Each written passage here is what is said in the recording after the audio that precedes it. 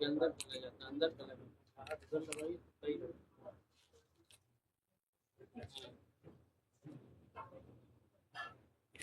شکریہ۔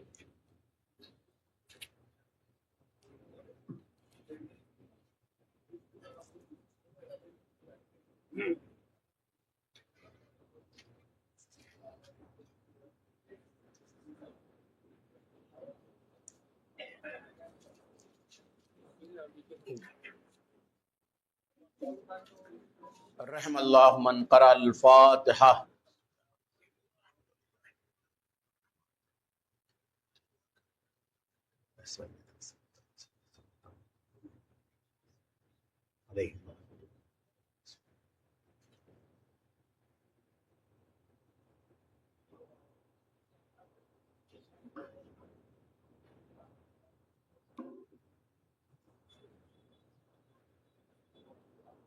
لا حول ولا قوة الا باللہ العلی العظیم۔ حسبنا اللہ ونعم الوکیل، نعم المولا ونعم النصیر۔ اعوذ باللہ من الشیطان الرجیم، بسم اللہ الرحمن الرحیم۔ الحمد للہ رب العالمین والعاقبۃ للمتقین، والجنۃ للموحدین والنار للملحدین، والصلاۃ والسلام علی اشرف الانبیاء والمرسلین، سیدنا و مولانا ابی القاسم محمد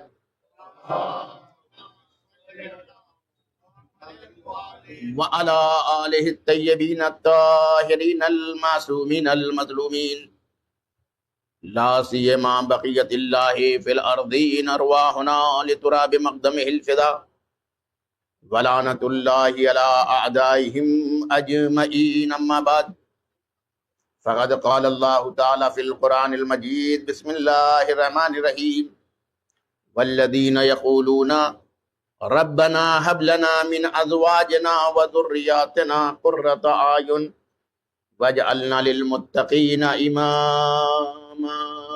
صلی اللہ علیہ وسلم۔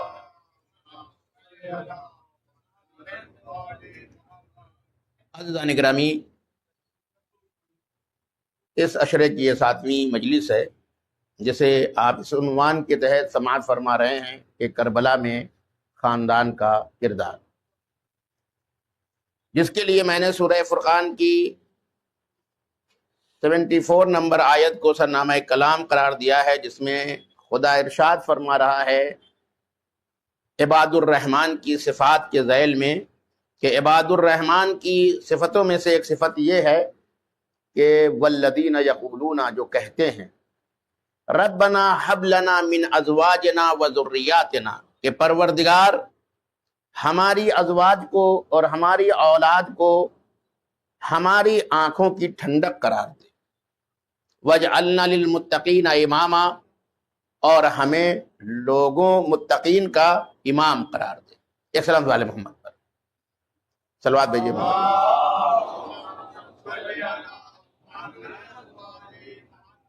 عزیزان گرامی، اگر آپ توجہ دیں گے کہ ہر رشتے جو ہیں یوں ہی آنکھوں کی ٹھنڈک نہیں بنتے ہیں، اس کے لیے بھی کچھ بیس جو ہے، کچھ بنیادیں ہیں جن کو ہمیں فراہم کرنی پڑے گی۔ آپ دیکھیں قرآن مجید کو تو تقریباً آپ کو نظر آئے گا کہ تقریباً 110 آیتیں ہیں جو ڈائریکٹ فیملی میٹر کو بیان کرتی ہیں، جو خاندان کے بارے میں، جو فیملی کے بارے میں، اور اس کے علاوہ بھی ہیں آیتیں جو ضمن میں گفتگو کرتی ہیں۔ تو ظاہر سی بات ہے کہ فیملی کا میٹر اتنا اہم ہے کہ قرآن نے تقریباً 110 آیتیں اس کے لیے کیا کی ہیں؟ مخصوص کی۔ اگر آپ دیکھیں تو ہمارے دین میں فیملی کا معاملہ اتنا اہم ہے کہ دین کی بنیادوں کی گفتگو ہے، لیکن پیش کیا جا رہا ہے خاندان کو۔ کبھی آپ اس پر بھی تو سوچئے کہ مثلا مباہلہ کیا ہے؟ مباہلے میں کس کو پیش کر رہے ہیں رسول؟ اپنی فیملی کو پیش کر رہے ہیں۔ اس کا مطلب یہ ہوا کہ دین میں فیملی کا کردار کیا ہے؟ بہت اہم ہے۔ جب طہارت کی گفتگو آتی ہے، پاکیزگی کی گفتگو آتی ہے، وہاں محور کون بنا کے پیش کیا جاتا ہے؟ رسول کی فیملی۔ آپ حدیث قصہ پڑھتے ہیں نہیں پڑھتے ہیں؟ حدیث قصہ کا محور کون ہے؟ فیملی ہے۔ کہ چادر کے نیچے کون اکٹھا ہوئے ہیں؟ رسول کی فیملی اکٹھا ہوئی ہے۔ اللہ اکبر، توجہ چاہ رہا ہوں۔ کبھی رشتے اتنے پاکیزہ ہو جاتے ہیں اور اس قدر آنکھوں کی ٹھنڈک بن جاتے ہیں کہ اللہ رسول کو کچھ دینا چاہتا ہے مگر بیک گراؤنڈ کے لیے پہلے فیملی ساتھ آتی ہے۔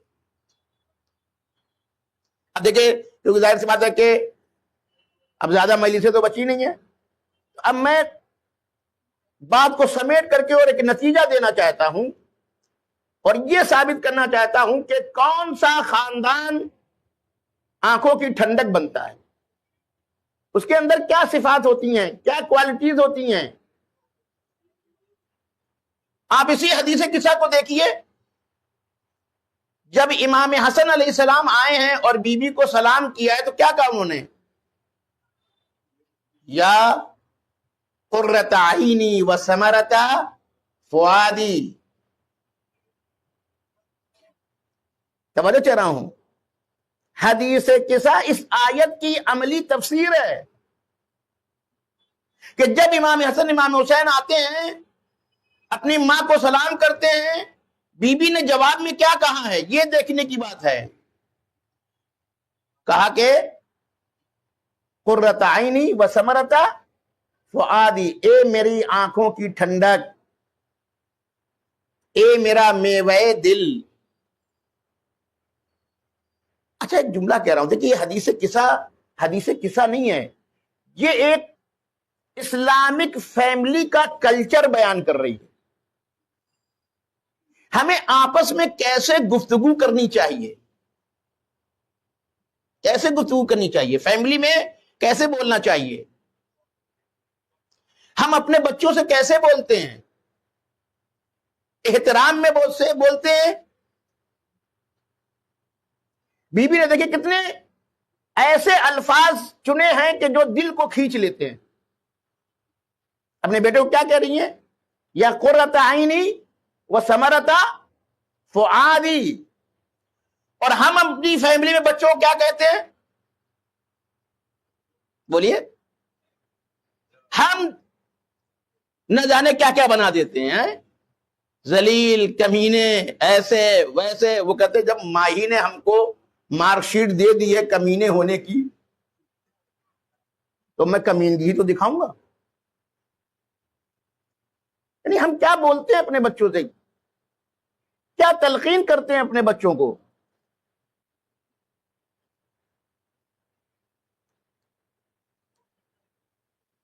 پیغمبر جب معاذ بن جبل یمن جانے لگے، ان کو مبلغ بنا کے بھیجا، تو انہوں نے پیغمبر سے پوچھا کہ میں یمن جا رہا ہوں تو میں کیا کروں؟ تو پیغمبر نے کہا کہ جب یمن جانا تو مبلغ کی حیثیت سے یہ کام کرنا، بشر، کیا کرنا؟ لوگوں کو اچھی خبر دینا۔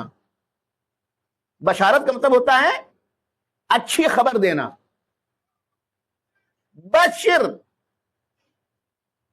ولا تنفر، بشارت دینا، اچھی خبر دینا، ایسا کام نہ کرنا کہ لوگ متنفر ہو جائیں، تم سے دور ہو جائیں، نفرت کرنے لگے، یہ کام نہ کرنا۔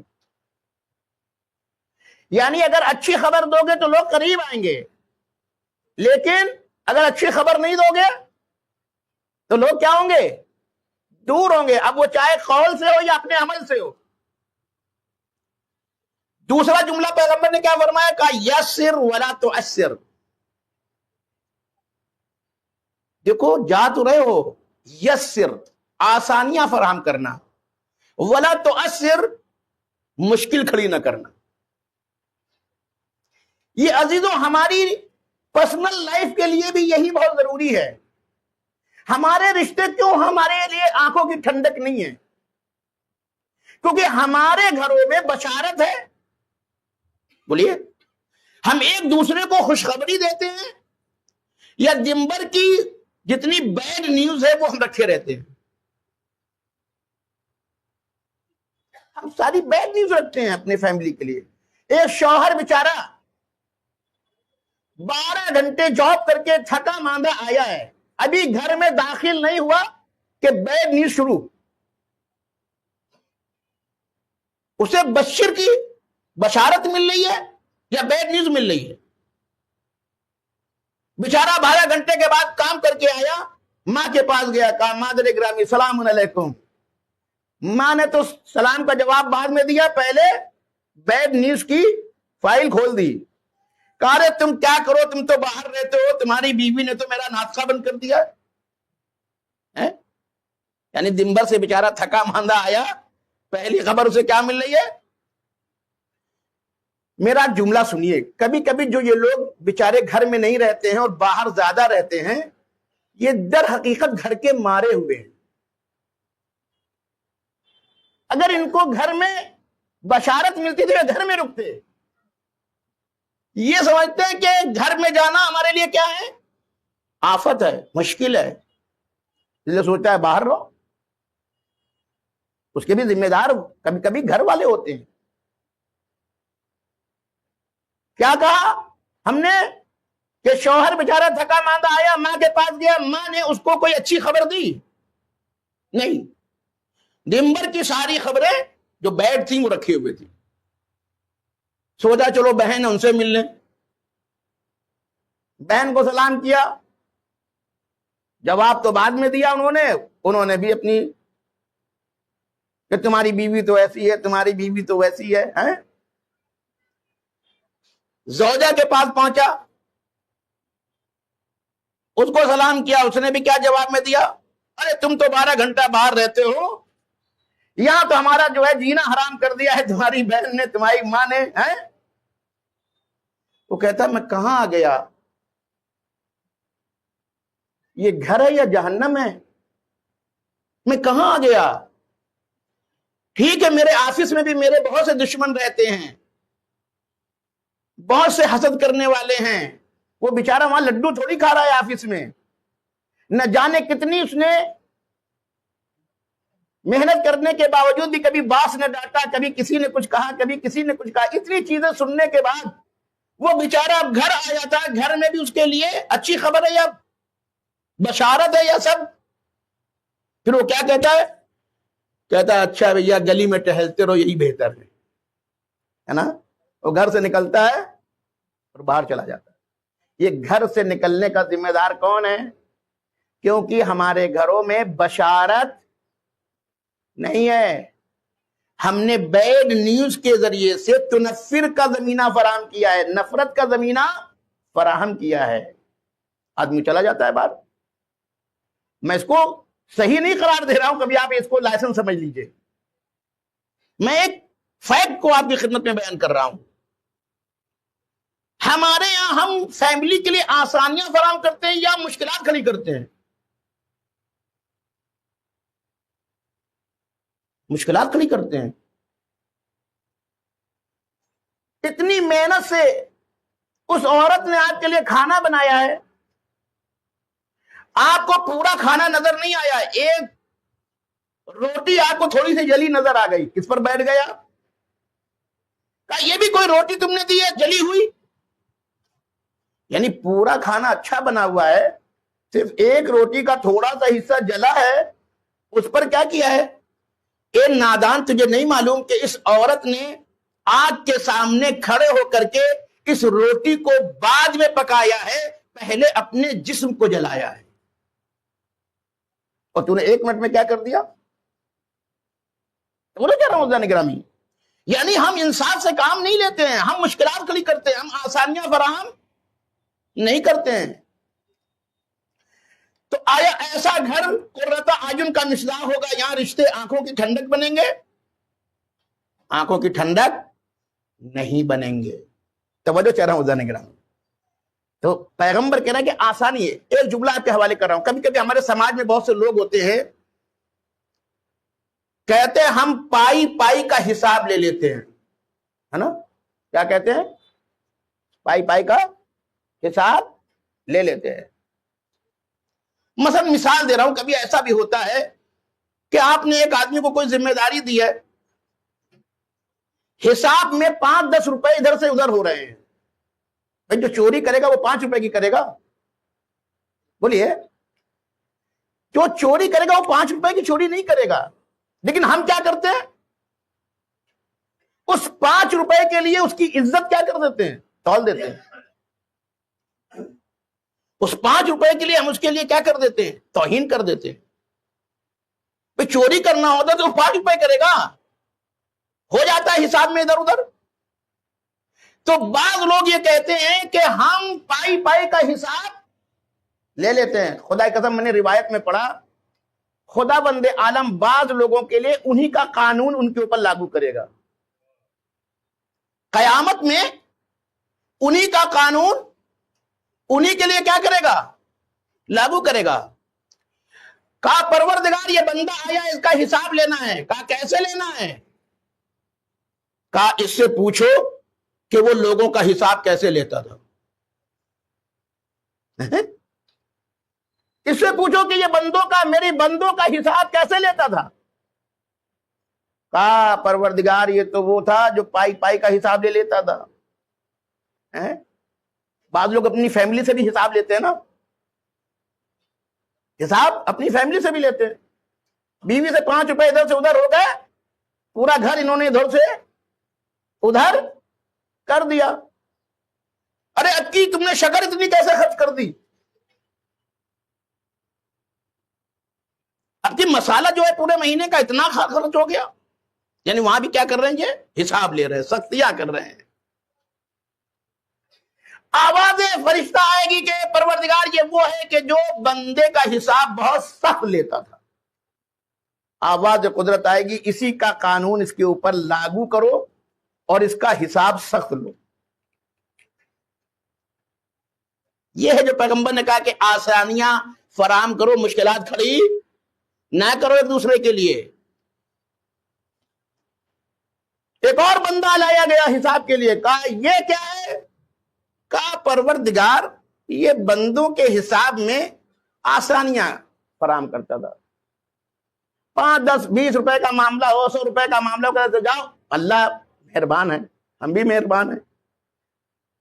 توجہ چاہ رہا ہوں کہ اچھا یہ میرا بندہ ایسا تھا کہ بندوں کے حساب لینے میں آسانیاں فراہم کرتا تھا، یہ مشکلات کھڑی نہیں کرتا تھا، یہ کچھ تھوڑا بہت معاملہ ہوتا تھا کہتا جاؤ میں نے معاف کر دیا۔ کہا ہاں میرے فرشتوں، اب اس کا حساب اسی کے قانون کے مطابق لینا، اگر تھوڑا ادھر ادھر ہو گیا ہے تو جانے دینا۔ تو اس کا مطلب یہ ہوا کہ جس طریقے سے آپ سماج اور فیملی میں زندگی گزارتے ہیں اسی کے اعتبار سے قیامت میں حساب بھی دیں گے۔ ایک صلوات بھیجے محمد وآل محمد پر۔ اگر آپ نے میری بات یہاں تک سماعت فرما لی تو ایک اہم نقطے کی میں آپ کو لے جانا چاہتا ہوں، اور اب جو آج سے 3-4 بھی مجلسیں بچے ہیں،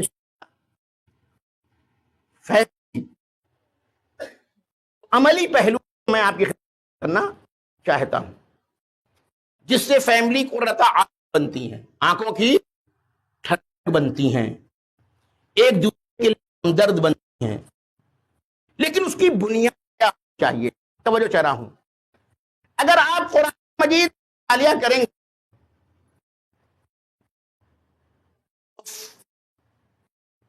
رشتہ آپ میں کیا آتا ہے؟ پہلا رشتہ ماں باپ کا ہے،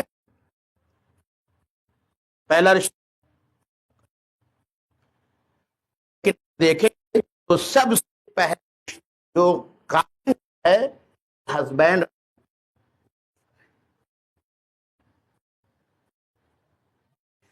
اس لیے میں نے کہا کہ فیملی کی بنیاد ہے اس بھیجنے کی ضرورت، کیونکہ ہم ماں باپ پہ زیادہ دیتے ہیں، ہسبینڈ وائف رشتے پہ زیادہ زور کیا دیتے ہیں کہ پہلا ماں باپ کا بنا شوہر کا تھا، شوہر زوجہ کا بنا، آدم کے درمیان کا رشتہ تھا، بولیے جیسے آدم اور حوا کے درمیان بہن اور کا رشتہ تھا، ماں باپ ہیں، کیونکہ آدم ماں باپ کے تھے،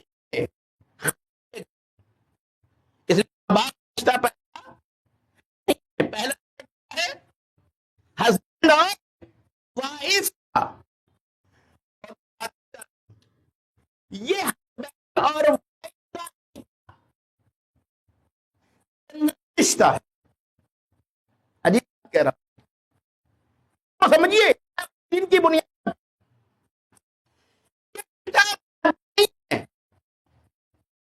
رشتہ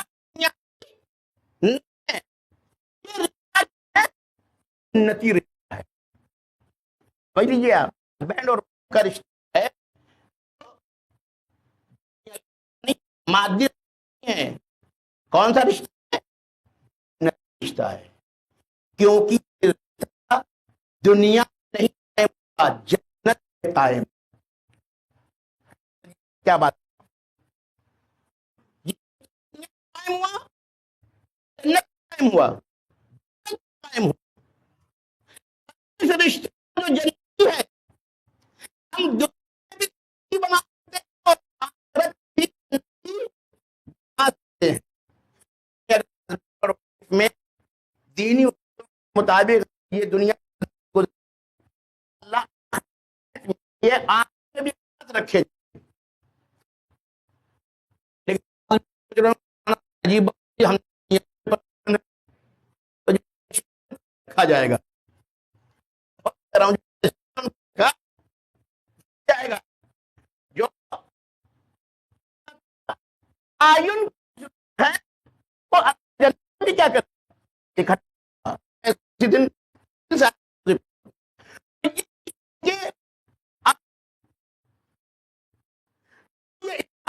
ہے آج جو آفات ہے، آج جو یہ انسان پر خدشہ ہے، آج جو یہ انسان بے رحم ہو گیا ہے، اس کا سبب ہے کہ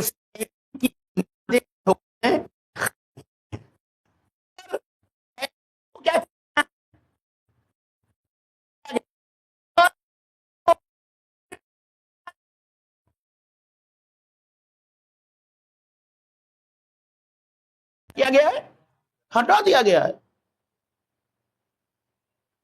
اسی لیے ہمارا جو فیملی کا کانسیپٹ ہے وہ الگ ہے، اور آج جو ویسٹرن کلچر فیملی کا کانسیپٹ دیتا ہے وہ کیا ہے، الگ ہے،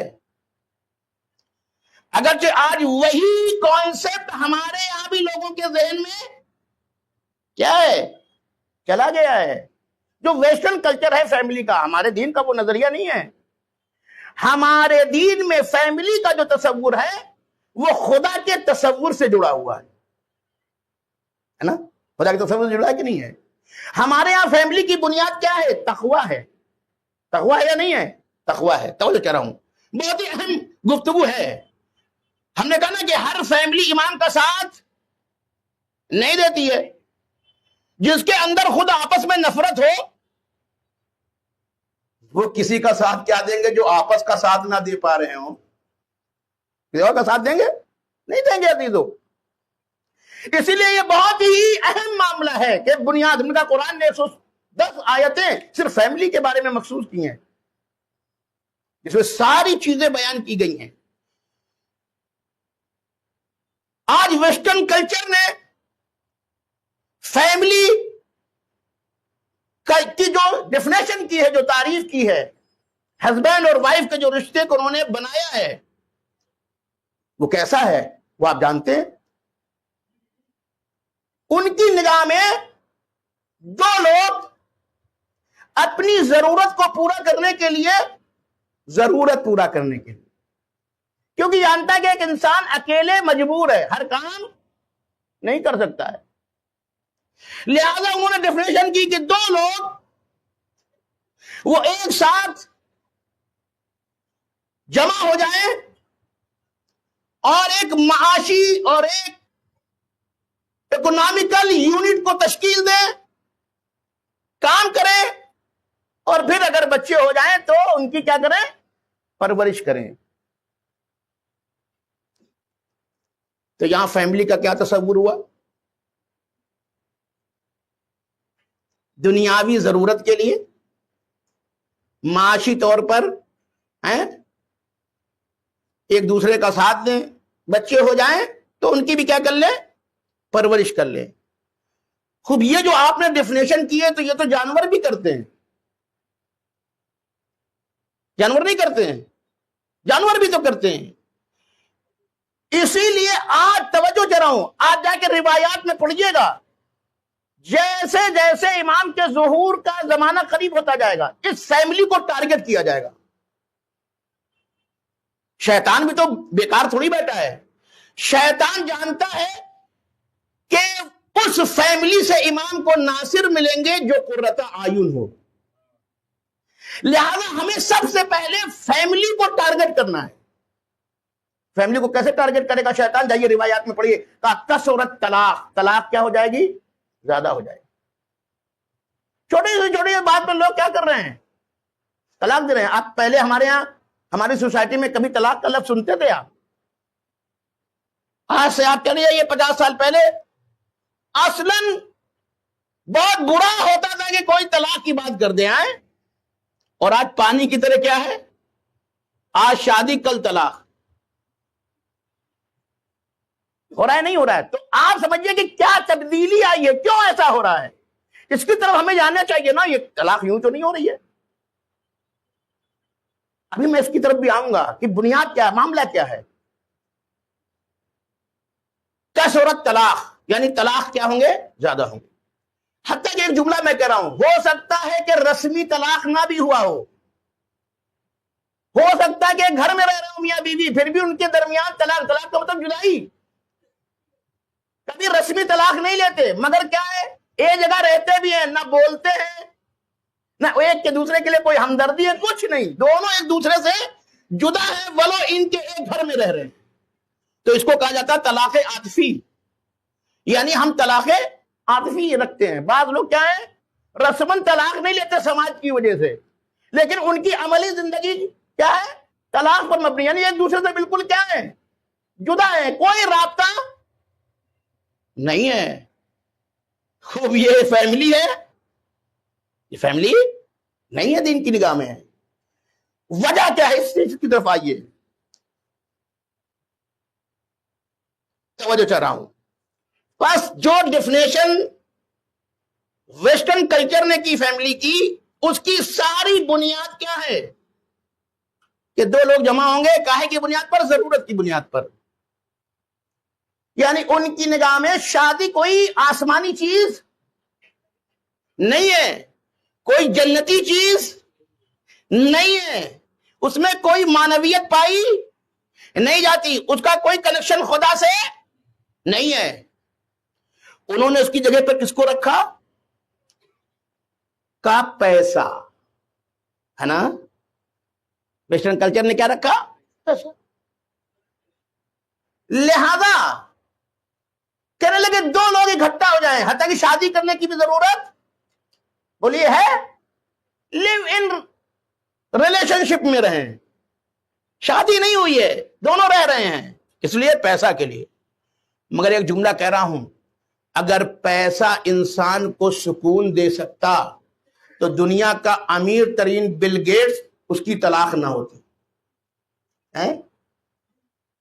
بل گیٹس کی طلاق ہوئی، اس کی بیوی نے طلاق لیا نا اس سے، اور طلاق لے کر کے بہت موٹی رقم بھی اس نے حاصل کی. توجہ چاہ رہا ہوں.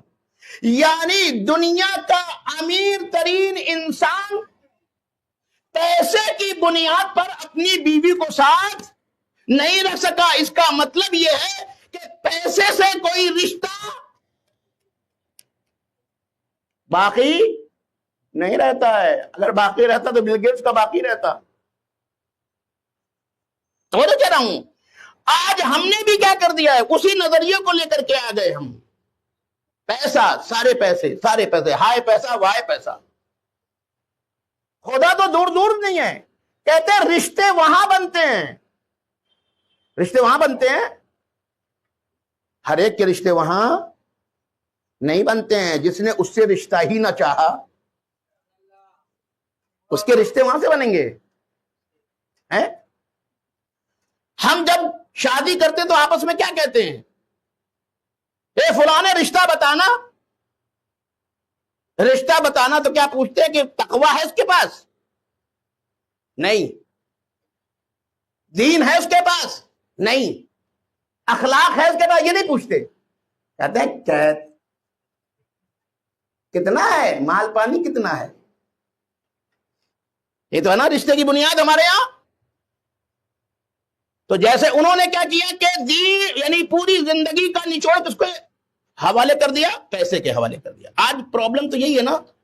آپ جانتے ہیں کہ یورپ میں انسان 40 سال کے بعد پاگل ہونے لگتا ہے. کیوں؟ جتنے پاگل یورپ میں اور ویسٹرن ممالک میں پائے جاتے ہیں کہیں نہیں پائے جاتے ہیں. جتنے لوگ ڈپریشن کا شکار وہاں ہوتے کیوں کوئی اور نہیں ہوتا. کیوں؟ اس لیے کہ ان کی جو بنیاد رکھی گئی تھی وہ پیسے پر رکھی گئی تھی, جسمانی اور مادی ضروریات پر رکھی گئی تھی نا. خوب آپ بتائیے 30-40 سال تک جوانی رہتی ہے, پھر بڑھاپا آ جاتا ہے, پھر کوئی پوچھتا ہے نہیں, وہ ہو جاتے ہیں تنہا, ہے نا. اب نہ مرد عورت کو پوچھتا ہے نہ عورت مرد کو پوچھتی ہے. کہتا ہے یہ تو آؤٹ ہو گیا ہے کوئی اور. تو اسی لیے عورت بھی تنہا ہونے لگتی ہے اور مرد بھی تنہا ہونے لگتا ہے. اسی لیے اگر وہاں شادی بھی ہوتی ہے تو ان کی ہوتی ہے جو ریجیکٹ ہو جاتے ہیں, کہ اب کوئی ان کو پوچھنے کے لیے تیار نہیں ہے, اب کوئی ان کے ساتھ لیو ان ریلیشن شپ میں رہنے کے لیے تیار نہیں ہے, کیونکہ اب پیسے بھی نہیں ہیں. یہ ہے فیملی کی وہ بنیاد جو معاملات کو بہت خراب کری. آج یورپ میں لوگ کتابیں لکھ رہے ہیں, کتاب لکھ رہے ہیں کہ فیملی کے خلاف جنگ ہوئی. ہماری ایک سنتی فیملی تھی جہاں شوہر و زوجہ میں, بچوں میں آپس میں محبت تھی, سب ایک ساتھ رہتے تھے, سب ایک دوسرے کے ساتھ ہمدردی کرتے تھے, سب ایک دوسرے کے لیے جیتے اور مرتے تھے. جو بچے ہوتے تھے وہ جائز ہوتے تھے. آج کیا یورپ میں چلے جائیے, بچے پیدا نہیں کرتے ہیں, مگر آواز قدرت آتی ہے تم میرے قانون سے بغاوت کر کے جاؤ تو اگر اپنے بچے نہیں پالو گے تو کتے کے بچے پلواؤں گا. ہمارے قانون سے تم بھاگ نہیں سکتے ہو. اگر انسان کے بچے نہیں پالو گے اور تم جانور بن چکے ہو تو تم سے جانور کے بچے پلواؤں گا. اور اس لیے وہاں جانور کے بچے پالنے. ایک صلوات بھیجے محمد وآل محمد پر.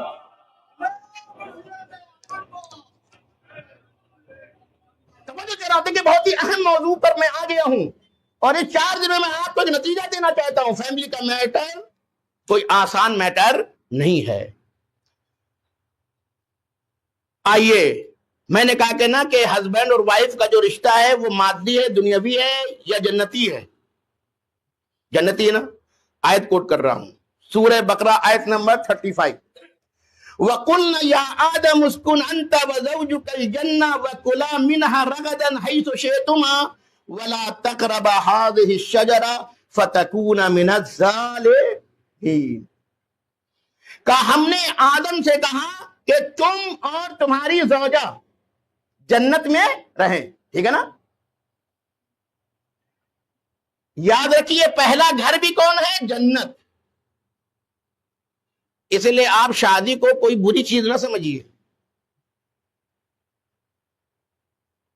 اس رشتے کا قائم کرنے والا خدا ہے, کہاں رہنے کے لیے دیا؟ جنت میں پہلا رشتہ کیا ہے؟ ہسبینڈ اور وائف کا.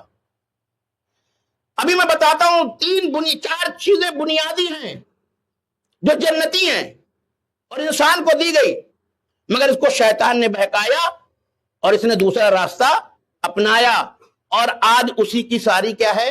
پرابلم ہے، مشکل ہے. کہا اے آدم اپنی زوجہ کے ساتھ جنت میں رہو گا، کلا منہا رغدن حیث شئتما، جو چاہو کھاؤ پیو. ظاہر سی بات ہے کہ جنت میں اس لیے کہا گیا کہ جو چاہو کھاؤ پیو، اس لیے کہ وہاں کوئی غلط چیز نہیں ہے. جنت میں جو کچھ بھی ہے وہ پاکیزہ ہے نا، تو جو چاہو کھاؤ پیو. لیکن ہاں ولا تقربا ہذہ الشجرہ، لیکن دیکھو ایک درخت ہے جو تمہارے لیے نہیں ہے. جنت میں ہو لیکن تمہارے لیے نہیں ہے. توجہ کر رہا ہوں، یہ جنت تفسیر بتا رہا ہوں کہ یہ جنت مخصوص ہے، یہ درخت مخصوص ہے سردار جنت سے.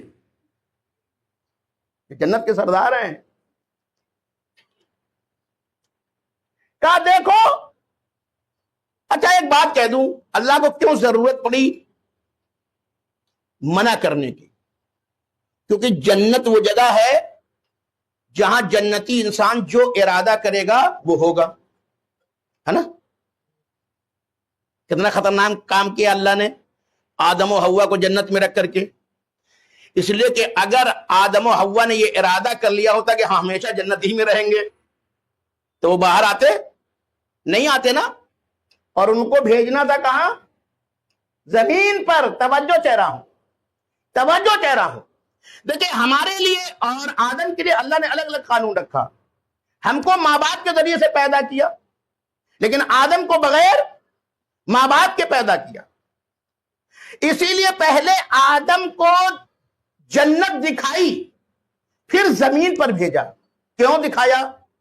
کہا پہلے تم کمال دیکھو پھر زمین پر جاؤ.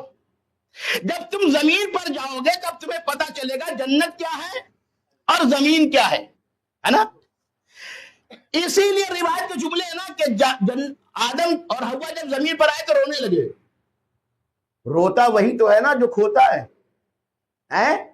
کیوں رو رہے ہیں؟ کہ اس لیے کہ انہوں نے جنت دیکھ لی. جنت، مولا کائنات نے کہا کہ دنیا کی نعمتوں کو جنت پر قیاس نہ کرنا. دنیا کی نعمتوں کو جنت پر قیاس نہ کرنا. کہنے کے لیے ہم کہہ دیتے ہیں سیب، تو اب ہمارا ذہن کیا کہتا ہے؟ جیسے دنیا میں سیب ہے ویسے ہی جنت کا بھی سیب ہوگا. لیکن ایسا نہیں ہے. اصلا دنیا آخرت پر قابل قیاس نہیں ہے. وہاں کی نعمتیں کچھ اور ہیں. یہ تو ہماری لینگویج کی پرابلم ہے، ہمارے کانسیپٹ کی پرابلم ہے کہ ہم جنت کے سیب کو اسی دنیا کے سیب کے ذریعے سے سمجھ سکتے ہیں. ورنہ اب بات آگے تو کہتا چلوں، اگرچہ ایک بہت ہی علمی بحث ہے.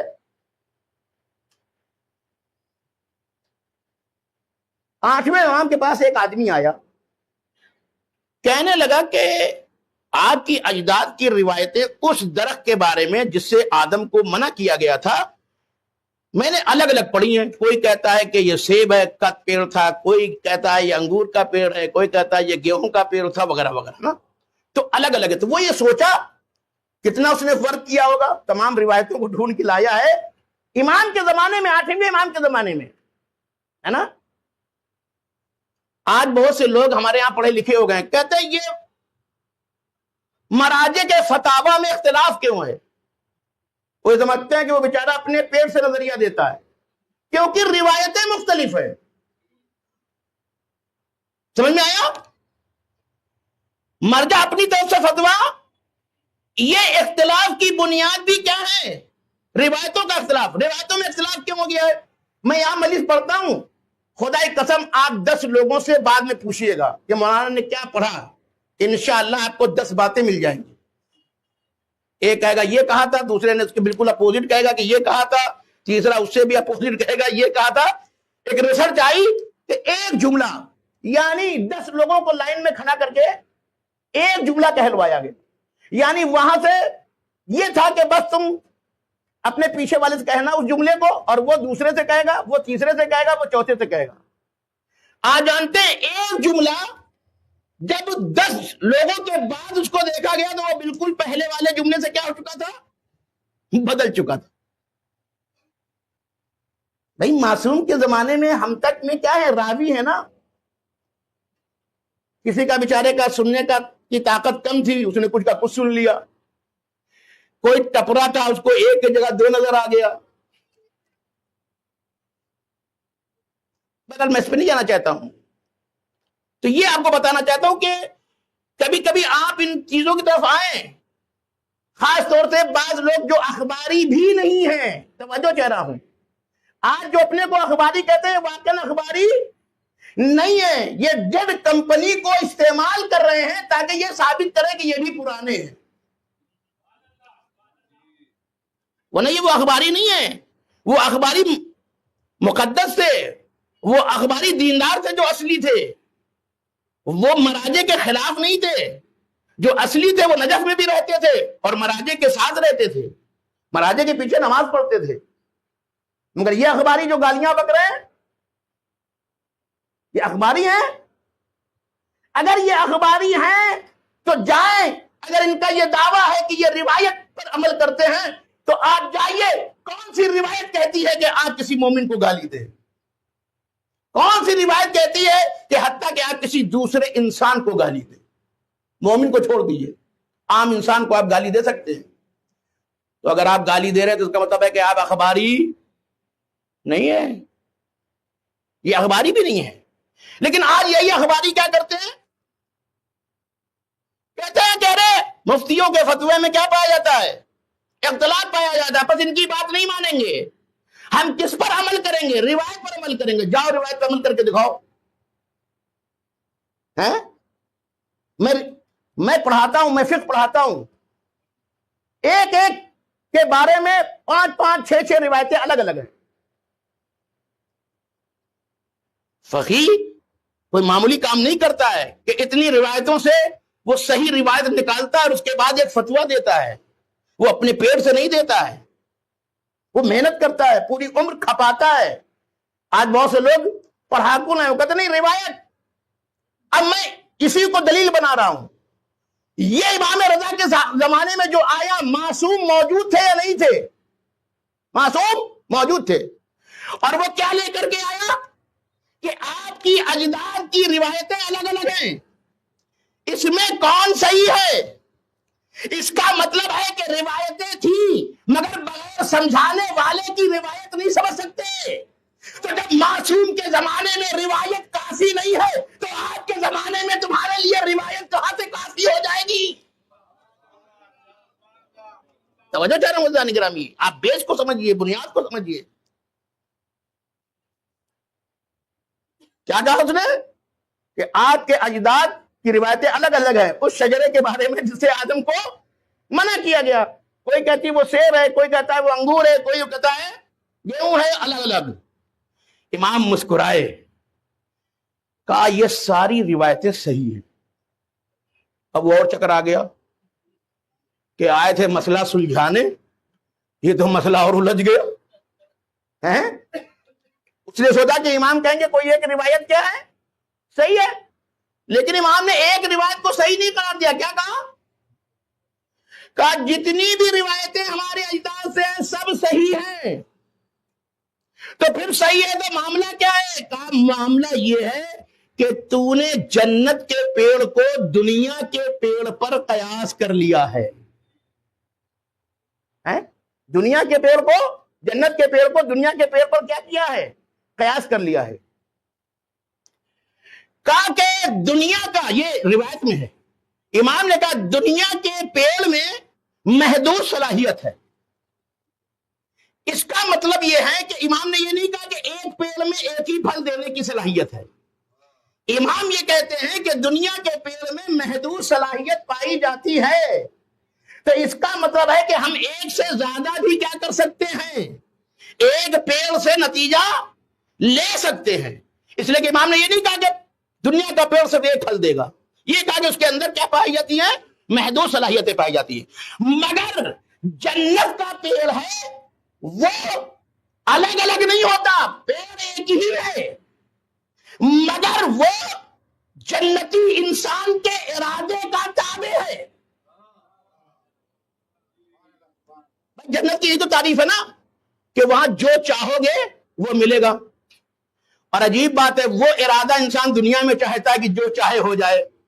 کہا یہاں جو چاہے وہ ہونے والا نہیں ہے، مگر جنت میں تم جاؤ گے تو ہم تمہیں اپنا ارادہ دیں گے، مگر وہ تبھی دیں گے جب تم جنتی بن جاؤ گے.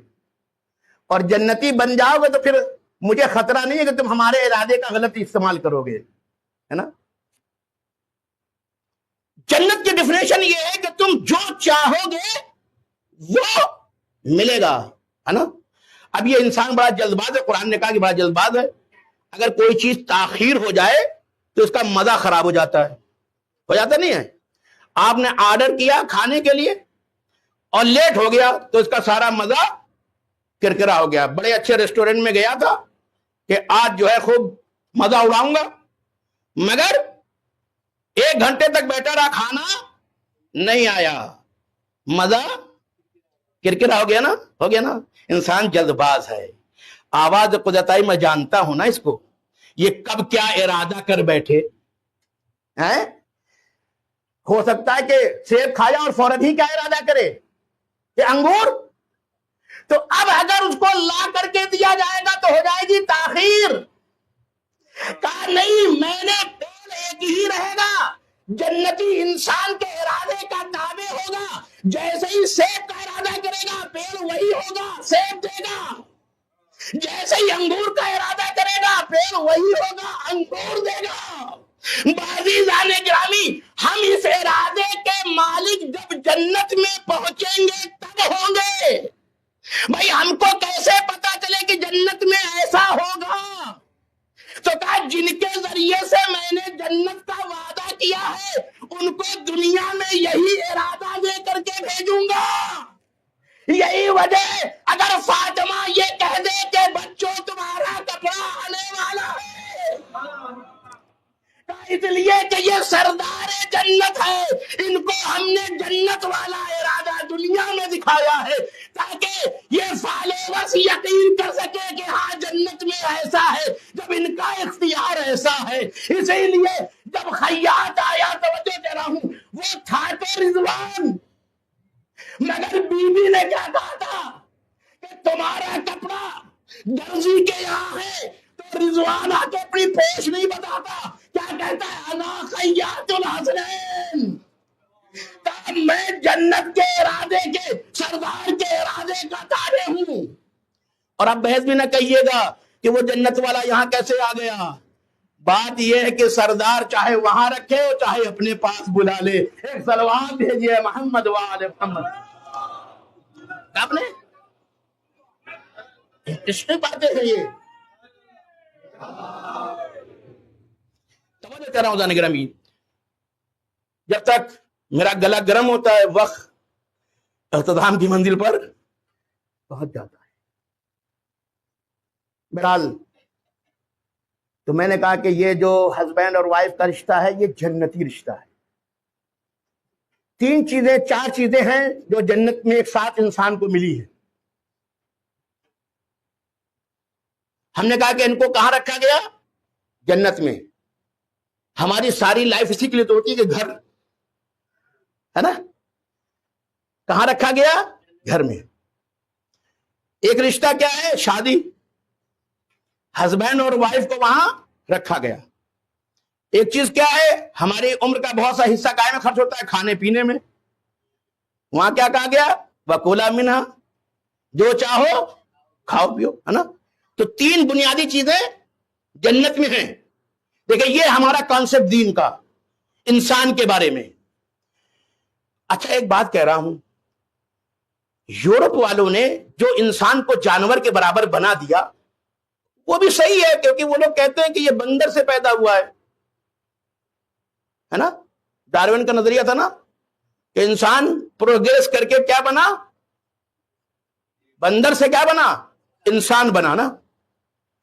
آپ سے میں ایک بات بتانا چاہتا ہوں اگر کوئی چیز پروسیس ہو کے کسی چیز میں تبدیل ہوتی ہے تو پہلی چیز باقی رہتی ہے، ختم ہو جاتی ہے، ختم ہو جاتی ہے۔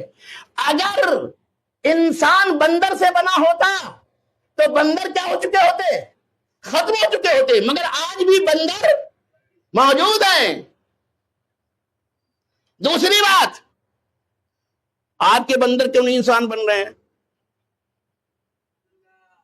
توجہ چاہ رہا ہوں بھائی، اگر انسان بندر سے ہی بنا ہے تو یہ آج کے بندر، ہاں برعکس قرآن یہ کہتا ہے کہ بعض لوگوں کو جب ہم سزا دیتے ہیں تو بندر بنا دیتے ہیں۔ صلوات بھیجیے محمد والے محمد پر۔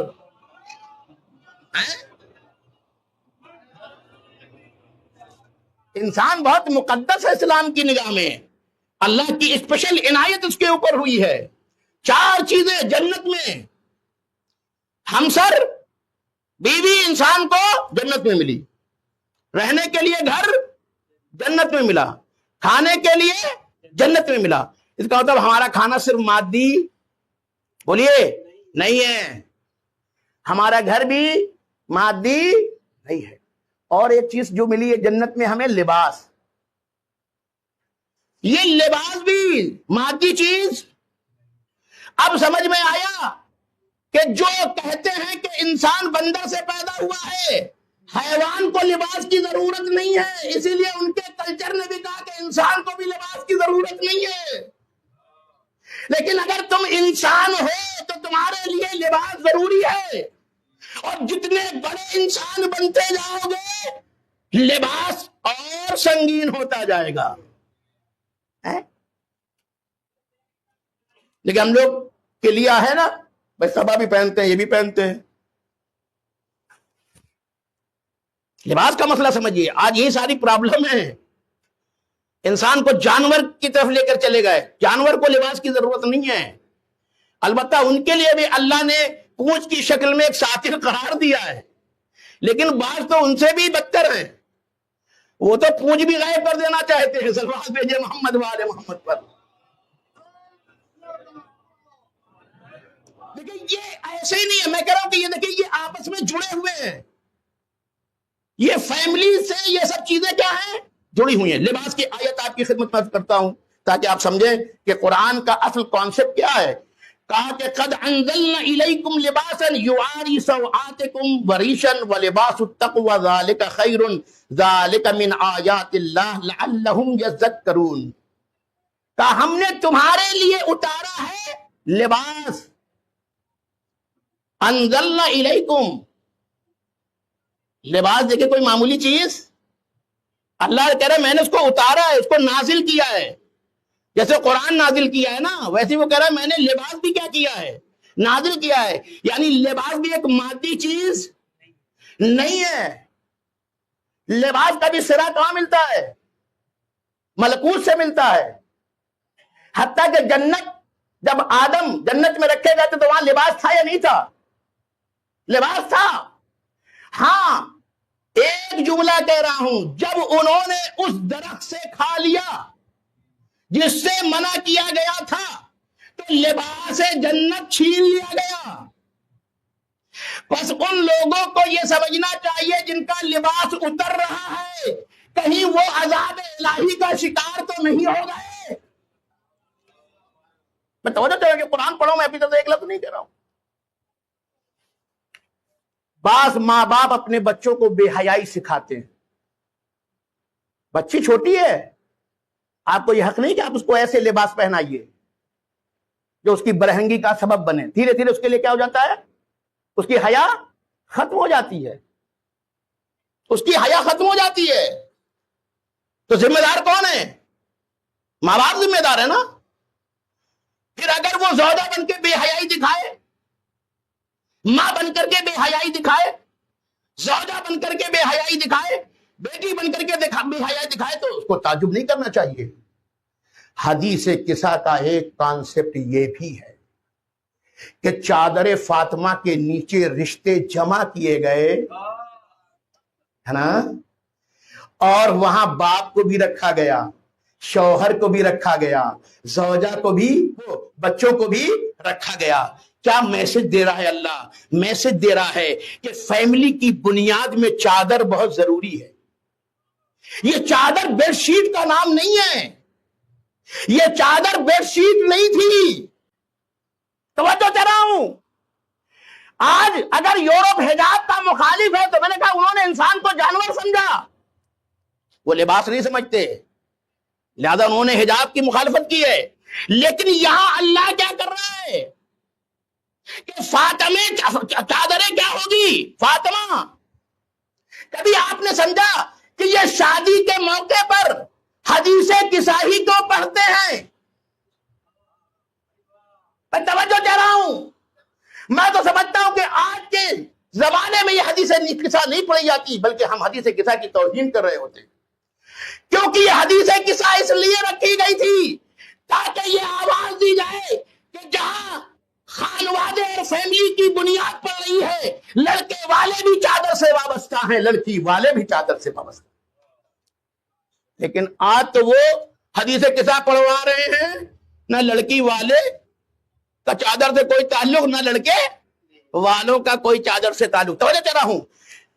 یہ وہ بیڈ شیٹ نہیں تھی، یہ وہ تھی جسے فاطمہ حجاب کرتی تھی. توجہ چاہ رہا ہوں. کیا سمجھانا چاہتا ہے اللہ؟ کہا جاؤ پیغمبر. اب ایک جملہ کرو، پیغمبر آئے بیٹی سے کیا مانگی؟ چادر. وہی باپ اپنی بیٹی سے چادر مانگ سکتا ہے جس نے اس کو بچپنے سے چادر پہنائی ہو. ٹھیک ہے نا؟ اے علی، اس چادر کے نیچے آؤ. کاہے کا اعلان ہے کہ شوہر بھی اتنا بے غیرت نہیں. آج بہت سی عورتیں کہتے ہیں ہم حجاب کرنا چاہتے ہیں مگر شوہر صاحب حجاب کے مخالف ہیں، یہ بھی مغرب زدہ ہیں. عورت کرنا چاہتی ہو لیکن وہ کہا نہیں، تم شوہر آؤ تاکہ یہ میسج جائے کہ فاطمہ جب زوجہ تھی تب بھی چادر کے ساتھ تھی، اور اب حسن اور حسین آؤ تاکہ دنیا کو یہ پتا چلے کہ جب فاطمہ ماں تھی تب بھی چادر کے ساتھ تھی. اب سنو، عورت کا حجاب اتنی وسعت رکھتا ہے کہ وہ سارے رشتوں کو ڈھانپ سکے. سارے رشتوں کو کیا کر سکتا ہے؟ ڈھانپ سکتا ہے. یہ حدیث کسا کا اصل میسج. اور اب وہاں پر اعلان کیا جائے گا کاہے کا؟ طہارت کا. یعنی طہارت ہر جگہ نہیں ہوتی، طہارت اس فیملی میں ہوگی جہاں حجاب کے کانسیپٹ کو سمجھ لیا گیا ہو، تو وہاں طہارت آئے گی، اور جہاں طہارت آئے گی وہاں رحمت آئے گی. 3 چیزیں عورت سے منسوب ہے ہمارے یہاں: حجاب، طہارت اور رحمت. عورت رحمت کا پرتیک ہے ہمارے یہاں، کیونکہ یہ رحم دل نسل کیا کرے گی؟ پروان چڑھائے گی نا. اور یہ تینوں بنیادیں حدیث کسا کے اندر ہیں. اسی لیے توجہ کہہ رہا ہوں، جیسا فاطمہ کا حجاب تھا ویسی طہارت تھی، جیسی طہارت تھی ویسے ہی نسل میں رحم دلی آئی. اسی لیے دنیا میں کوئی نسل ایسی نہیں ہے کہ جو قاتل کو دیکھے اور اس کے باوجود بھی کہ جانتے ہوئے کہ یہ میرے بھائی کا قاتل ہے پھر بھی پناہ دے دے. یہ رحم دلی کہاں سے آئی؟ توجہ چاہ رہا ہوں، دامن وقت میں گنجائش نہیں ہے، بات کو یہی پر ختم کرتا ہوں، اور انشاءاللہ پھر آئندہ آپ کے لیے بہت ہی اب جو ہے وہ موضوع ہم نے کہا کہ بہت دلچسپ ہو رہا ہے، اور اب آپ کی زندگی سے اٹیچ کرنے جا رہا ہوں، ہے نا. دیکھیے، اہل بیت کی محبت اس لیے ہے کہ ہم پہلے کھینچے، جب کھینچے تو اب اس طرف جائیں جدھر اہل بیت ہمیں لے جانا چاہتے. دامن وقت میں گنجائش نہیں ہے. آج کس کو یاد کرنا ہے ہمیں؟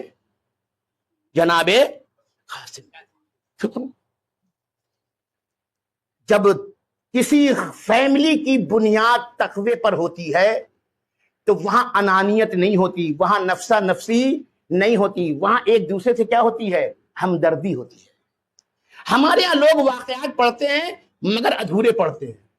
یہ آپ برابر سنتے ہیں، شب عاشور امام حسین اپنے اصحاب اور رشتہ داروں سے بیان کر رہے تھے کہ کل کون کون شہید ہوگا، ہے نا؟ ایک 13 سال کا بچہ ہے، بیٹھا ہوا ایک کونے میں، دیکھا سب کے نام آ رہے، میرا نام نہیں ہے نا؟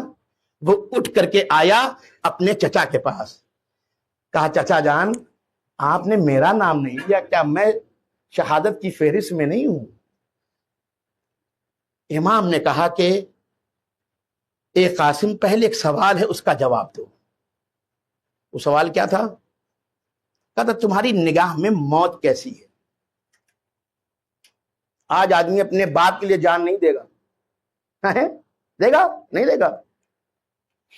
اور جناب قاسم کس کے لیے قربان ہونے جا رہے ہیں؟ چچا کے لیے، اپنے آئے چچا کے لیے، ٹھیک ہے؟ آئیے سمجھیے کتنا فیملی بیک گراؤنڈ ہے کربلا کا، شہادت میں سمجھیے۔ یہ نہیں کہا جناب قاسم نے، عام طور سے لوگ یہ پڑھتے نا کہ چچا آپ کی وہ میری نگاہ میں موت شہد سے زیادہ شیریں ہے، میٹھی ہے، یہ لوگ پڑھتے ہیں، لیکن یہ نہیں ہے پورا جملہ۔ یہ پورا جملہ ہے جو روایت میں ہے، احلا من الاصل فی محبتک، اے چچا آپ کی محبت میں یہ موت شہد سے زیادہ میٹھی ہے۔ یعنی ایک بھتیجا کہہ رہا ہے چچا سے، چچا آپ کی محبت میں ہم نے اسی کو نہیں لیا، ورنہ اگر یہ لیا ہوتا تو پھر بھتیجے اور چچا کے رشتے میں ہمارے اندر بھی مٹھاس آتی۔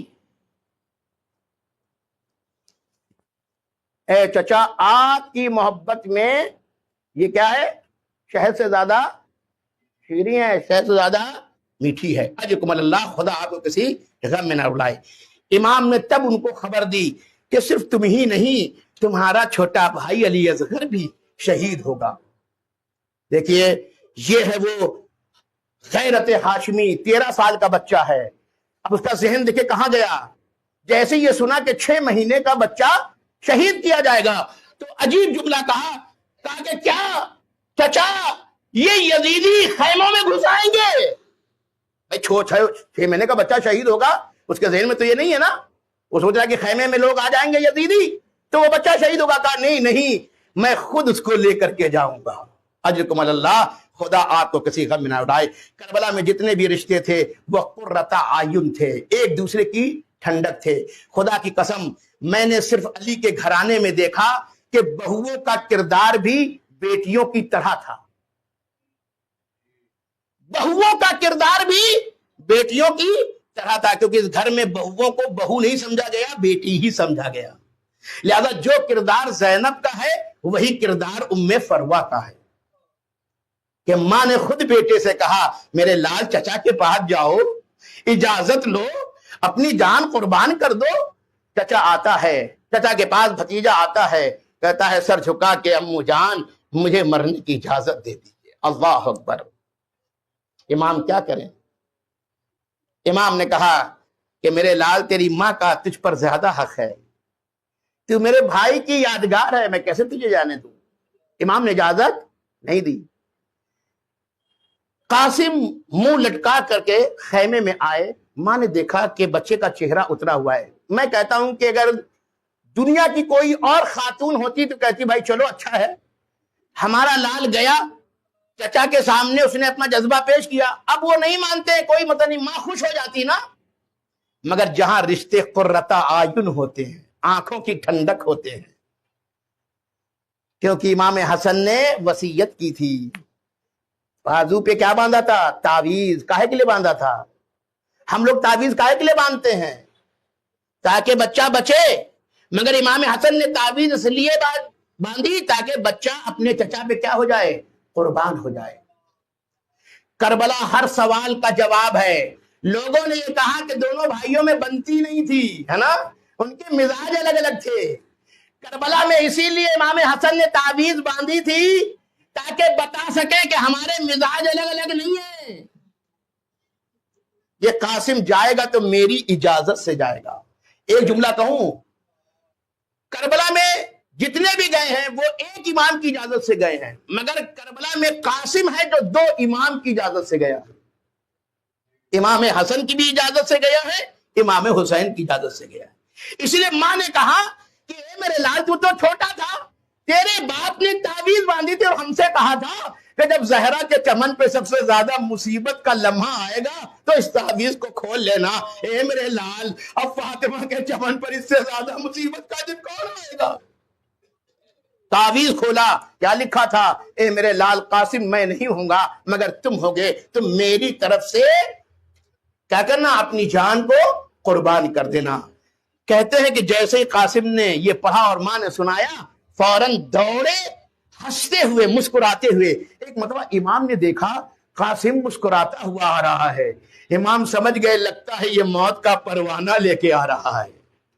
اجکمل اللہ، خدا آپ کو کسی غم میں نہ اڑائے۔ عزیزان گرامی، قاسم آئے اور آنے کے بعد وہ تحریر سامنے رکھ دی۔ امام نے دور سے پہچانا، یہ تو میرے بھائی کی تحریر ہے، آنکھوں سے لگایا، پڑھا تو کیا لکھا تھا؟ اے میرے لال قاسم، میں نہیں ہوں گا مگر تم ہوگے، تم میری طرف سے اپنے بھائی پر، میرے بھائی پر قربان ہو جانا۔ اللہ اکبر! امام کی آنکھوں میں آنسو آ گئے۔ تاریخ کربلا شاہد ہے، کسی کو لپٹا کے امام حسین اتنا نہیں روئے جتنا قاسم کو لپٹا کے روئے۔ یہ روایت کے جملے ہیں۔ علی اکبر آئے ہیں، امام نے فوراً اجازت دی ہے، لپٹا کے روئے نہیں ہے امام، لیکن قاسم کو لپٹا کے عجیب محبت ہے چچا اور بھتیجے میں، دونوں طرف سے محبت ہے، کیونکہ روایت کے یہ جملے ہیں کہ جب چچا نے لپٹا کے روئے ہیں تو اتنا روئے کہ دونوں روتے روتے غش کھا کے گر گئے، یعنی قاسم بھی روتے روتے غش کھا گئے اور امام حسین بھی غش کھاتے کھاتے۔ ہمارے یہاں کہتے ہیں کہ اگر کوئی بے ہوش ہو جائے تو اس کو پانی چھڑکتے ہیں تاکہ وہ اڑ جائے۔ کیا کرے زینب، پانی تو نہیں ہے، کیسے اٹھائے اپنے بھائی کو، کیسے اٹھائے اپنے بھتیجے کو؟ میرا تصور یہی کہتا ہے زینب کے آنسو کبھی حسین کے رخسار پہ گرے ہوں گے، کبھی قاسم کے رخسار پر گرے ہوں گے، اور ان آنسوؤں نے پانی کا کام کیا۔ اجرکم اللہ، خدا آپ کو کسی غم میں نہ اڑائے۔ غش سے فاقہ ہوا، امام حسین قاسم کو اپنے ہاتھ سے گھوڑے پہ سوار کرتے۔ عزیزوں، جملہ کہہ رہا ہوں، تصور کیجئے گا، آخری وقت میں امام نے بڑا سخت امتحان دیا ہے قاسم کو بھیجتے وقت۔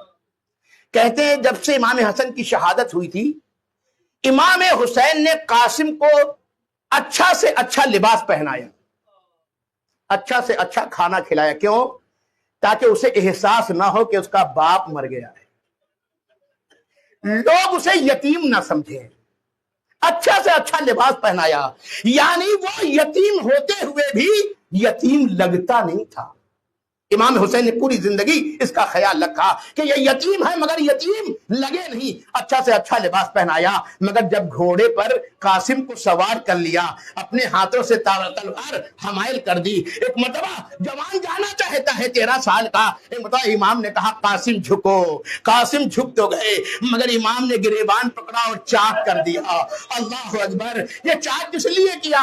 یہ یتیم کی علامت تھی۔ آج سوچئے، جس حسین نے زندگی بھر اسے یتیم نہیں لگنے دیا، ہائے زندگی کے آخری لمحات میں اسی چچا نے اسے یتیم بنا دیا۔ کاہے کے لیے؟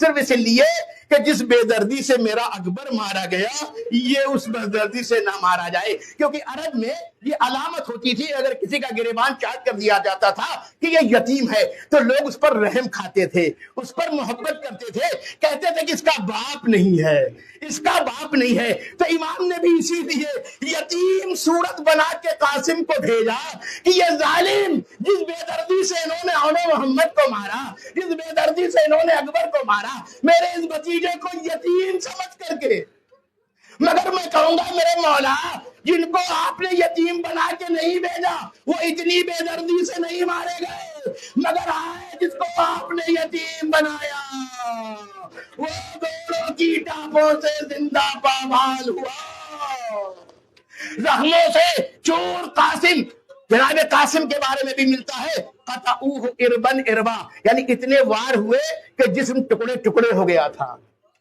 اتنے وار ہوئے کہ جسم ٹکڑے ٹکڑے ہو گیا۔ قاسم بچے ہیں نا 13 سال کے، جب گھوڑے سے گرے ہیں تو آواز دی مامو مدد کو آئیے، اللہ اکبر، مامو مدد کو آئیے۔ حسین چلے۔ میں بڑی ذمہ داری سے کہہ رہا ہوں، خدا کی قسم امام حسین نے کربلا میں کسی شہید کے قاتل کو دوڑایا نہیں ہے، مگر جس نے آخری وار کیا ہے قاسم پر، یعنی سر پر وار کیا ہے، اور جس کے بعد جناب قاسم گرے ہیں، یعنی امام کی نگاہ میں وہ تھا۔ امام اتنی تیزی سے آئے ہیں کہ الفاظ روایت یہ ہے کہ شکاری باز کی طرح امام قاسم کے قاتل کی طرف دوڑے ہیں، اور جب دوڑے ہیں تو اس نے فوراً اپنے قبیلے والوں کو آواز دی کہ ارے میری مدد کو آؤ۔ پورا قبیلہ گھوڑا لے کے دوڑا۔ ارے قاسم زمین کربلا پہ نیچے تھے، امام قاسم کے قاتل کی طرف بڑھے، اس پر حملہ کیا، مگر آئے ادھر کی فوج ادھر کی فوج ادھر، غرد و غبار ہوا۔ راوی کہتا ہے کوئی نظر نہیں آتا تھا، مگر جب غرد و غبار ہٹا میں نے کیا دیکھا، حسین قاسم کے سرانے بیٹھے ہیں۔ ہائے، جب تاپ پڑتی تھی گھوڑے کی یہ بچہ کہتا تھا ہائے چچا، ہائے چچا، ہائے چچا۔ حسین کہتے تھے گھبراؤ نہیں، یہ چچا آنے والا ہے، یہ چچا پہنچنے والا ہے۔ مگر جب حسین پہنچے، جسم گھوڑوں کی ٹاپوں سے پامال ہو چکا تھا، حسین نے ایک جملہ کہا، اے میرے لال قاسم، تیرے چچا پہ بڑا شوق ہے، تو بلاتا رہا اور میں تب پہنچا جب تیری روح نکل گئی۔ روایت کے جملے ہیں، جنازہ کو سمیٹ کر کے اٹھایا۔ روایت کے جملے ہیں، زمین پر پیر خط دیتا ہوا جا رہا تھا، حسین لے گئے، خیمے کے قریب پہنچے، آواز دی زینب آؤ، یادگار حسن کا جنازہ لایا ہوں۔ ادھر سے بیویاں نکلی، واہ حسنا واہ حسینا کی صدائیں سيعلم الذين ظلموا أيام القلبين ينقلبون إنا لله وإنا إليه راجعون۔